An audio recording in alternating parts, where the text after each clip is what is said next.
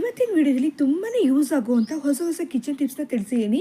ಖಂಡಿತವಾಗ್ಲೂ ಈ ಎಲ್ಲ ಟಿಪ್ಸಿಂದನೂ ನಿಮ್ಮ ಮನೆ ಜೊತೆಗೆ ಟೈಮ್ ಕೂಡ ಸೇವ್ ಆಗುತ್ತೆ. Hi friends, welcome back to my channel ಮನೆಯೇ ಮಂತ್ರಾಲಯ. ನೀವೇನಾದರೂ ಈ ಚಾನಲ್ನ ಮೊದಲನೇ ಬಾರಿ ನೋಡ್ತಾ ಇದ್ರೆ ವಿಡಿಯೋನ ಪೂರ್ತಿಯಾಗಿ ನೋಡಿ. ಇಷ್ಟ ಆದರೆ ಚಾನಲ್ಗೆ ಲೈಕ್ ಆ್ಯಂಡ್ ಸಬ್ಸ್ಕ್ರೈಬ್ ಮಾಡ್ಕೊಳ್ಳಿ. ನಾವು ಯೂಸ್ ಮಾಡುವಂಥ ಗೋಲ್ಡ್ ಚೈನ್ ಇರ್ಬೋದು ಅಥವಾ ಕವರಿಂಗ್ ಚೈನ್ ಇರ್ಬೋದು, ಇದನ್ನು ನಾವು ಪ್ರತಿದಿನನೂ ಹಾಕೊಂಡು ಯೂಸ್ ಮಾಡೋದ್ರಿಂದ ಇದರಲ್ಲಿ ಹೆಚ್ಚಿನ ಕೊಳೆಯನ್ನು ತುಂಬಿರುತ್ತೆ. ಈ ಚೈನಲ್ಲಿರುವಂಥ ಕೊಳೆನ ತುಂಬಾ ಈಸಿಯಾಗಿ ಕ್ಲೀನ್ ಮಾಡ್ಕೊಳ್ಳೋದಕ್ಕೋಸ್ಕರ, ಅಷ್ಟೇ ಇಲ್ಲದೆ ನಾವು ಚೈನ ಹೊಸದಲ್ಲಿ ತಂದಾಗ ಎಷ್ಟು ಶೈನ್ ಆಗಿರುತ್ತೋ ಅದೇ ರೀತಿಯಲ್ಲೇ ಮಾಡ್ಕೊಳ್ಳೋದಕ್ಕೋಸ್ಕರ ಈ ಸಿಂಪಲ್ ಟಿಪ್ಸ್ನ ಬಳಸ್ಕೊಳ್ಳೋಣ. ಇದಕ್ಕಾಗಿ ನಾನು ಬರೀ 2 ವಸ್ತುನ ಬಳಸ್ತಾ ಇದ್ದೀನಿ. ಅದೇನೆಂದರೆ ಸೀಗೆಕಾಯಿ ಹಾಗೂ ಅರಿಶಿನ ಪುಡಿ. ನೋಡಿ, ನಾವು ತಲೆ ಸ್ನಾನ ಮಾಡೋದಕ್ಕೆ ಬಳಸುವಂಥ ಸೀಗೆಕಾಯಿನ ಒಂದು ಅರ್ಧ ಟೇಬಲ್ ಸ್ಪೂನ್ ಅಷ್ಟು ಹಾಕೋತಾ ಇದ್ದೀನಿ. ಇದಾದಮೇಲೆ ಇದ್ರ ಜೊತೆಗೆ ಸ್ವಲ್ಪ ಅಷ್ಟೇ ಅರಿಶಿನ ಪುಡಿನ ಹಾಕೋತಾ ಇದ್ದೀನಿ. ಇವಾಗ ಇವೆರಡನ್ನು ಚೆನ್ನಾಗಿ ಮಿಕ್ಸ್ ಮಾಡ್ಕೊಳ್ಳೋದಕ್ಕೋಸ್ಕರ ಸ್ವಲ್ಪ ನೀರನ್ನು ಹಾಕ್ಕೊಂಡು ಚೆನ್ನಾಗಿ ಮಿಕ್ಸ್ ಮಾಡ್ಕೋತಾ ಇದ್ದೀನಿ. ಈ ರೀತಿ ಮಿಕ್ಸ್ ಆಗಿರುವಂಥ ಇದರಲ್ಲಿ ನಾನು ಚೈನ ಹಾಕಿಟ್ಕೋತಾ ಇದ್ದೀನಿ. ನೋಡಿ, ಚೈನ ನಾವು ಹಾಕಿಟ್ಬಿಟ್ಟು ಚೆನ್ನಾಗಿ ಮಿಕ್ಸ್ ಮಾಡ್ಕೊಂಡಾದ್ಮೇಲೆ ಒಂದು 5 ನಿಮಿಷ ಹಾಗೆ ಬಿಟ್ಟು ನಾವು ಕ್ಲೀನ್ ಮಾಡೋದ್ರಿಂದ ತುಂಬಾ ಈಸಿಯಾಗಿ ಕ್ಲೀನ್ ಮಾಡ್ಕೋಬೋದು. ಇದನ್ನು ಕ್ಲೀನ್ ಮಾಡೋದಕ್ಕೋಸ್ಕರ ಹಳೇದಾಗಿರುವಂಥ ಟೂತ್ ಬ್ರಷ್ನ ಬಳಸ್ಕೊಂಡು ಕ್ಲೀನ್ ಮಾಡ್ಕೋತಾ ಇದ್ದೀನಿ. ನೋಡಿ, ಈ ರೀತಿ ಕ್ಲೀನ್ ಮಾಡ್ಕೊಂಡಾದ್ಮೇಲೆ ಈ ಚೈನನ್ನು ನಾನು ಪೂರ್ತಿಯಾಗಿ ನೀರಿಂದ ವಾಶ್ ಮಾಡ್ಕೊಂಬಂದು ತೋರಿಸ್ತಾ ಇದ್ದೀನಿ ಎಷ್ಟು ಚೆನ್ನಾಗಿ ಕಾಣಿಸ್ತಿದೆ ಅಂತ. ನಾವು ಹೊಸರಲ್ಲಿ ತಂದಾಗ ಚೈನು ಹೇಗಿತ್ತೋ ಹಾಗೇ ಇದೆ.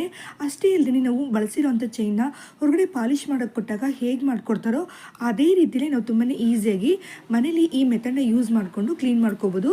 ಖಂಡಿತವಾಗ್ಲೂ ನೀವು ಸಹ ಟ್ರೈ ಮಾಡಿ ನೋಡಿ. ಏನಪ್ಪ ಇದು ಗುಂಡಾಗಿರೋಂಥ ಕಲ್ಲುಗಳನ್ನ ಇಟ್ಕೊಂಡಿದ್ದಾರೆ ಅಂತ ನೋಡ್ತಾ ಇದ್ದೀರಾ? ಖಂಡಿತವಾಗ್ಲೂ ಇದು ಕಲ್ಲಲ್ಲ, ಇದರ ಹೆಸರು ಮರ್ಕ್ಯೂರಿ ಟ್ಯಾಬ್ಲೆಟ್ಸ್ ಅಂತ. ಇದು ನೋಡೋದಕ್ಕೆ ಸಿಮೆಂಟಿಂದ ಆಗಿರೋಂಥ ಕಲ್ಲುಗಳ ಥರನೇ ಕಾಣುತ್ತೆ. ಇದನ್ನ ಏನಕ್ಕೋಸ್ಕರ ಯೂಸ್ ಮಾಡ್ತಾರೆ ಅಂದರೆ ಅಕ್ಕಿ, ಬೇಳೆಕಾಳು, ರಾಗಿ, ಗೋಧಿ ಇವನ್ನೆಲ್ಲನೂ ಚೆನ್ನಾಗಿ ಪ್ರಿಸರ್ವೇಷನ್ ಮಾಡೋಕ್ಕೋಸ್ಕರ ಯೂಸ್ ಮಾಡ್ತಾರೆ. ನೋಡಿ, ನಾನು ಇದನ್ನು 2 ಟ್ಯಾಬ್ಲೆಟ್ ಅಷ್ಟು ತೊಗೊಂಡು ಅಕ್ಕಿನಲ್ಲಿ ಹಾಕಿಟ್ಕೋತಾ ಇದ್ದೀನಿ. ಒಂದು ಡಬ್ಬದಲ್ಲಿ ಒಂದು 10 kg ಅಷ್ಟು ಅಕ್ಕಿ ಇತ್ತು ಅಂದಾಗ 2 ಟ್ಯಾಬ್ಲೆಟ್ ಆದರೂ ಸಾಕಾಗುತ್ತೆ. ಈ ಥರ ನಾವು ತೊಗೊಂಡಿರೋ ಅಂಥ ಟ್ಯಾಬ್ಲೆಟ್ನ ಅಕ್ಕಿ ಒಳಗಡೆ ಈ ರೀತಿ ಹಾಕಿಟ್ಕೋಬೇಕಾಗುತ್ತೆ. ಈ ರೀತಿ ಮಾಡೋದ್ರಿಂದ ಖಂಡಿತವಾಗ್ಲೂ ಅಕ್ಕಿನಲ್ಲಿ ಹುಳು ಹಿಡಿಯೋದಾಗ್ಲಿ ಅಥವಾ ಮಗ್ಗು ವಾಸನೆ ಬರೋದಾಗ್ಲಿ ಈ ಥರ ಯಾವುದು ಬರೋದಿಲ್ಲ. ಅಷ್ಟೇ ಇಲ್ಲದೆ ಈ ರೀತಿ ಟ್ಯಾಬ್ಲೆಟ್ ಇಟ್ಕೊಂಡು ಅಕ್ಕಿನ ನಾವು ತುಂಬ ದಿನದವರೆಗೂ ಇಟ್ಟು ಯೂಸ್ ಮಾಡೋದ್ರಿಂದ ಇದರಲ್ಲಿರುವಂಥ ಕ್ವಾಲಿಟಿ ಕೂಡ ಹಾಗೆ ಇರುತ್ತೆ.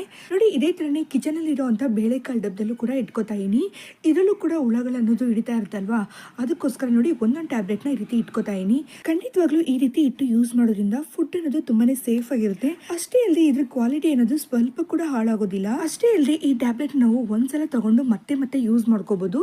ಅಂದ್ರೆ ಇದನ್ನ 2 ವರ್ಷದ ತನಕ ನಾವು ಮತ್ತೆ ಬೇರೆ ಯಾವ್ದಾದ್ರು ಡಬ್ಬದಲ್ಲಿ ಕೂಡ ಹಾಕಿಟ್ಕೊಂಡು ಯೂಸ್ ಮಾಡ್ಕೋಬಹುದು. ಮುಖ್ಯವಾಗಿ ನಾವು ಇದನ್ನ ಡ್ರೈ ಆಗಿರುವಂತ ಅಕ್ಕಿ ಕಾಳುಗಳಲ್ಲಿ ಇಟ್ಕೋಬೇಕಾಗುತ್ತೆ. ನಾವು ಈ ಟ್ಯಾಬ್ಲೆಟ್ ಹಾಕಿರುವಂತ ಬೇಳೆ ಕಾಳುಗಳನ್ನ ಅಥವಾ ಅಕ್ಕಿನ ಅಡುಗೆಗೆ ಅಂತ ಬಳಸ್ಕೋಬೇಕಾದಾಗ ಅದರಲ್ಲಿ ಟ್ಯಾಬ್ಲೆಟ್ ಸೇರ್ಕೊಳ್ದೇ ಇರೋದೇ ನೋಡ್ಕೊಳ್ಳಿ. ನೋಡಿ, ಇದನ್ನ ಸಪ್ರೇಟ್ ಮಾಡ್ಬಿಟ್ಟು ನಾವು ಎತ್ಕೋಬೇಕಾಗುತ್ತೆ. ನೋಡಿ, ನಾನು ಇದನ್ನ 6 ತಿಂಗಳ ಮುಂಚೆನೆ ಆನ್ಲೈನ್ ಇಂದ ತಗೊಂಡು ಬಳಸ್ಕೊತಾ ಇದೀನಿ. ತುಂಬಾನೇ ಚೆನ್ನಾಗಿ ಯೂಸ್ ಆಗ್ತಿದೆ. ನಿಮಗೂ ಈ ಟ್ಯಾಬ್ಲೆಟ್ ಬೇಕಿದ್ರೆ ಇದ್ರ ಆರ್ಡರ್ ಲಿಂಕ್ ನಾನು ಡಿಸ್ಕ್ರಿಪ್ಷನ್ ಕೊಡ್ತೀನಿ, ಬೇಕಿದ್ದಾಗ ಯೂಸ್ ಮಾಡ್ಕೊಳ್ಳಿ. ನೋಡಿ, ನಾವು ಕುಕ್ಕರ್ ನಲ್ಲಿ ಹಲವಾರು ಐಟಮ್ಗಳನ್ನ ಕುಕ್ ಮಾಡ್ತಾ ಇರ್ತೀವಿ. ಅದರಲ್ಲಿ ಮುಖ್ಯವಾಗಿ ವೆಜ್ ಪಲಾವ್ ಇರ್ಬೋದು, ಚಿಕನ್ ಬಿರಿಯಾನಿ ಅಥವಾ ನಾನ್ ವೆಜ್, ಇನ್ನು ಕೆಲವು ಮಸಾಲಾ ಬಳಸ್ಕೊಂಡಿರುವಂತ ಐಟಮ್ಗಳನ್ನೆಲ್ಲ ಕುಕ್ ಮಾಡ್ಕೋತಾ ಇರ್ತೀವಿ. ಈ ರೀತಿ ಇರುವಂತ ಐಟಮ್ಗಳನ್ನ ನಾವು ಕುಕ್ ಮಾಡೋದ್ರಿಂದ ಇದನ್ನ ವಾಶ್ ಮಾಡಿದ್ರು ಅದ್ರ ಸ್ಮೆಲ್ ಅನ್ನೋದು ಹಾಗೆ ಇರುತ್ತೆ.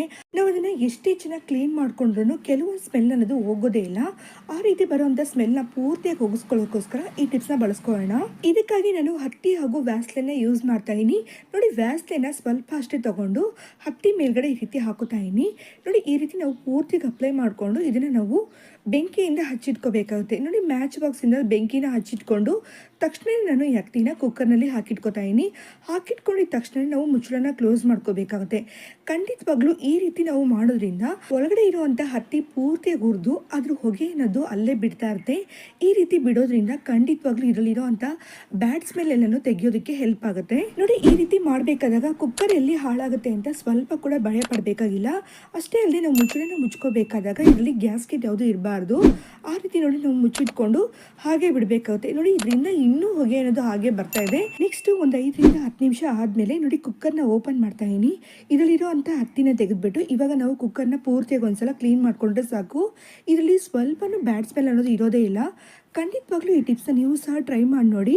ಟಿಪ್ಸ್ ಇಷ್ಟ ಆಯಿತು ಅಂದರೆ ವಿಡಿಯೋಗೊಂದು ಲೈಕ್ ಕೊಟ್ಟು ಚಾನಲ್ಗೆ ಸಬ್ಸ್ಕ್ರೈಬ್ ಮಾಡ್ಕೊಳ್ಳಿ. ನೋಡಿ ಒಂದೇ ಒಂದು ಈರುಳ್ಳಿನ ತೊಗೊಂಡಿದ್ದೀನಿ. ಚಿಕ್ಕದಾಗಿರುವಂಥ ಒಂದು ಈರುಳ್ಳಿ ಆದರೆ ಸಾಕಾಗುತ್ತೆ. ಇದ್ರ ಸಿಪ್ಪೆ ಏನು ಬಿಡಿಸ್ಬೇಕಾಗಿಲ್ಲ. ಇದನ್ನು ಹಾಗೆ ಯೂಸ್ ಮಾಡ್ಕೋಬೇಕು. ನೋಡಿ ಇದ್ರ ಮೇಲ್ಗಡೆ ನಾನು ಫೋರ್ಕ್ ಸ್ಪೂನಿಂದ ಚಿಕ್ಕದಾಗಿ ಹೋಲ್ಸ್ ಹಾಕೋತಾ ಇದೀನಿ. ನೋಡಿ ಈ ರೀತಿ ಪೂರ್ತಿಯಾಗಿ ಹೋಲ್ಸ್ ಹಾಕೊಂಡಾದ್ಮೇಲೆ ಇದನ್ನ ನಾನು ಒಂದು ಡಿಸ್ಪೋಸಬಲ್ ಕಪ್ನಲ್ಲಿ ಇಟ್ಕೋತಾ ಇದೀನಿ. ಈ ರೀತಿ ಇಟ್ಕೊಂಡಾದ್ಮೇಲೆ ಇದ್ರ ಜೊತೆಗೆ ನಾವು ಡೆಟಾಲ್ನ ಸೇರಿಸ್ಕೋಬೇಕಾಗುತ್ತೆ. ನೋಡಿ ಡೆಟಾಲ್ನ ನಾನು ಅರ್ಧ ಮುಚ್ಚಳದಷ್ಟು ತಗೊಂಡಿದ್ದೀನಿ. ಈ ಲಿಕ್ವಿಡ್ನ ನಾವು ಈರುಳ್ಳಿಲಿರುವಂಥ ಹೋಲ್ಸ್ ಅಲ್ಲಿ ಬೀಳೋ ಹಾಗೆ ಹಾಕೋಬೇಕಾಗುತ್ತೆ. ಈ ರೀತಿ ಹಾಕೊಂಡಾದ್ಮೇಲೆ ಈ ಕಪ್ಪನ್ನ ನಾವು ಹಾಗೆ ತಗೊಂಡೋಗಿ ಕಿಚನಲ್ಲಿ ಹೆಚ್ಚಾಗಿ ಎಲ್ಲೆಲ್ಲಿ ಜಿರ್ಲೆಗಳಾಗ್ಲಿ ಅಥವಾ ಹಲ್ಲಿಗಳಾಗ್ಲಿ ಓಡಾಡ್ದು ಅಲ್ಲಿ ಇಟ್ಕೋಬೇಕಾಗುತ್ತೆ. ನೋಡಿ ನಾನು ಇದನ್ನ ಕಿಚನಲ್ಲಿರುವಂಥ ಕಿಟಕಿ ಹತ್ರ ಇಟ್ಕೋತಾ ಇದೀನಿ. ಆನಿಯನ್ ಹಾಗೂ ಡೆಟಾಲ್ ಮಿಕ್ಸ್ ಆಗಿ ಬರುವಂಥ ಘಾಟು ವಾಸನೆ ಕೆಲವೊಂದು ಇನ್ಸೆಕ್ಟ್ಸ್ಗೆ ಸೆಟ್ ಆಗೋದಿಲ್ಲ. ಅದಕ್ಕೋಸ್ಕರ ನೋಡಿ ನಾವು ಈ ರೀತಿ ಇಟ್ಕೊಂಡಾಗ ಅಲ್ಲಿ ಜಿರ್ಲೆಗಳಾಗ್ಲಿ ಅಥವಾ ಹಲ್ಲಿಗಳಾಗ್ಲಿ ಯಾವುದೂ ಬರೋದಿಲ್ಲ. ಇನ್ನು ನಾವು ಫ್ರೂಟ್ಸ್ ಎಲ್ಲ ಇಟ್ಟಿರ್ತೀವಲ್ವಾ, ಅಲ್ಲಿ ಚಿಕ್ಕ ಚಿಕ್ಕ ನೊಣಗಳು ಕೂಡ ಬರ್ತಿರುತ್ತೆ. ಅಲ್ಲೂ ಸಹ ನಾವು ಇದನ್ನ ಇಟ್ಕೋಬಹುದು. ಇಲ್ಲ ಅಂದರೆ ಸಿಂಕ್ ಹತ್ರ ಕೂಡ ಇಟ್ಕೋಬಹುದು. ಸೊಳ್ಳೆಗಳ ಕಾಟ ಯಾವುದೂ ಇರೋದಿಲ್ಲ. ಖಂಡಿತವಾಗ್ಲೂ ಈ ಟಿಪ್ಸ್ನ ನೀವು ಸಹ ಟ್ರೈ ಮಾಡಿ ನೋಡಿ. ಖಾಲಿಯಾಗಿರುವಂಥ ಸರ್ಫ್ ಎಕ್ಸೆಲ್ ಲಿಕ್ವಿಡ್ ಪ್ಯಾಕೆಟ್ನ ತಗೊಂಡಿದ್ದೀನಿ.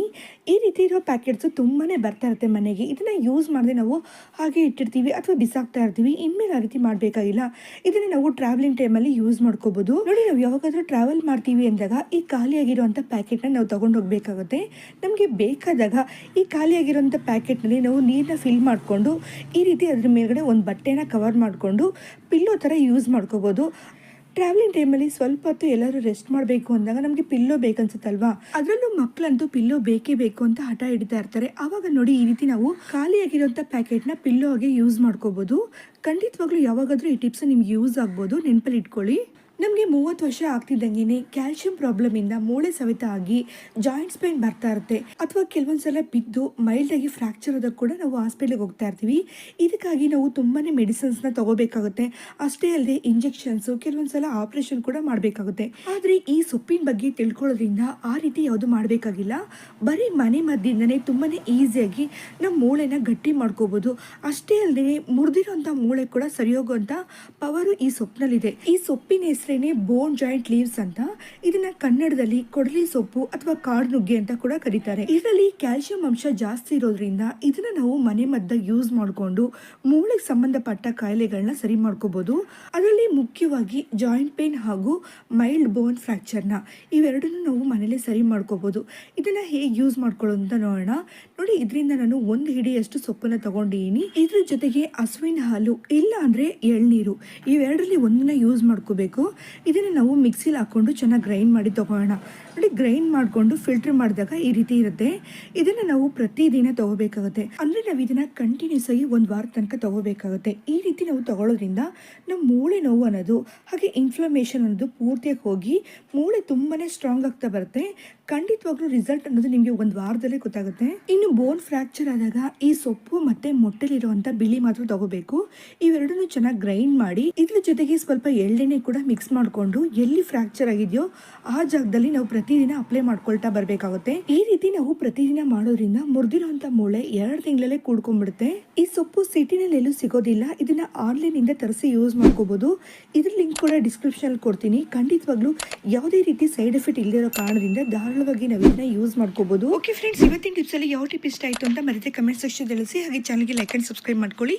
ಇದೇ ತರ ಇನ್ನೊಂದು ಯೂಸ್ಫುಲ್ ವಿಡಿಯೋದಲ್ಲಿ ಮೀಟ್ ಮಾಡಿ. ಟೇಕ್ ಕೇರ್, ಬಾಯ್.